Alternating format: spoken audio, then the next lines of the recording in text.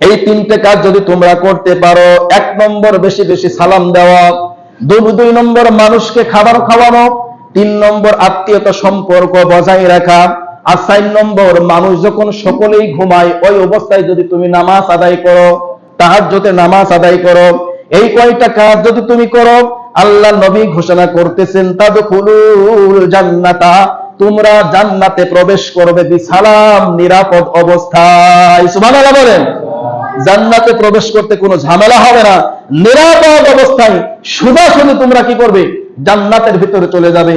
এই জন্য এই কাজটা আমরা বেশি বেশি পরিমাণ করব।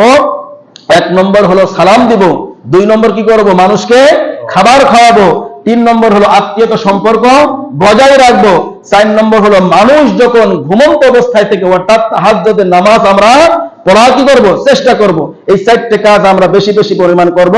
তাহলে আল্লাহ নবী সাল্লাল্লাহু আলাইহি সাল্লাম বলতেছেন তোমরা সহজেই খুব শান্তির সাথে তোমরা অচিরেই কি করবা, জান্নাতের ভিতরে প্রবেশ করতে পারবা। আল্লাহ তাআলা আমাদের সকলকে তৌফিক দান করেন, সকলে বলেন আমিন।